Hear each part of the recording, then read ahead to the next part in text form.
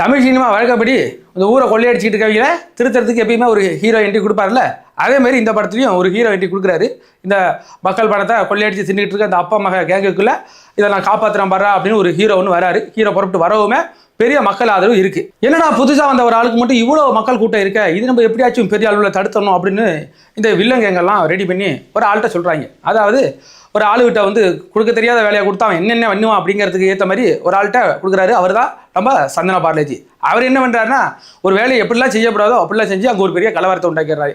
அதாவது இந்த ஹீரோ பார்க்க வர கூட்டத்துக்கெல்லாம் பெரிய கலவரத்தை ஏற்படுத்திட்டு அங்கே ஒரு பெரிய சம்பவம் ஆகிவிடுது. அந்த நேரத்தில் தான் நம்ம அப்பாவோட கேங்க மறுபடியும் உள்ளே வந்து இந்த பழியெல்லாம் தூக்கி ஹீரோ மேலே போட்டுட்டு அந்த சம்பவம் நடந்த இடத்துல அப்பாவோட கேங்க சேர்ந்த அன்பில்லா மகேஷ், அதுக்கு பிறகு சந்தன பார்லேஜி 2 பேரும் அங்கே போடுற ஆக்டிங்லாம் உண்மையிலே நடிப்பு தத்ரூபமாக இருந்துச்சு.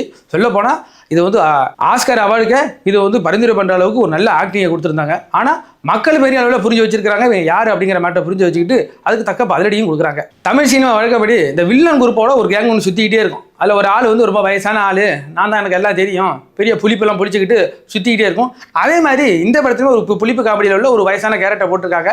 அந்த கேரக்டர் நான் பாடுறா இந்த ஹீரோக்கு எதிராக நான் பெரிய சதி தீட்டா யாருக்கும் தெரியாம நான் பெரிய வந்து சூத்திரதாரிடான் அப்படின்னு சுற்றிக்கிட்டு இருக்காரு. அதுக்கு பிறகு ட்விட்டர்லாம் கூட போடுறாரு. அதாவது காலம் காத்திருந்து பதில் சொல்லும் அப்படிலாம் போடுறாரு. கடைசியில் காலம் காத்திருந்து நொட்டிட்டு போகிற மாதிரியான சீன் வச்சிருக்கிறதெல்லாம் உண்மையிலேயே வந்து ஒரு இயக்குனரை பாராட்டுற அளவுக்கு தான் இருந்துச்சு.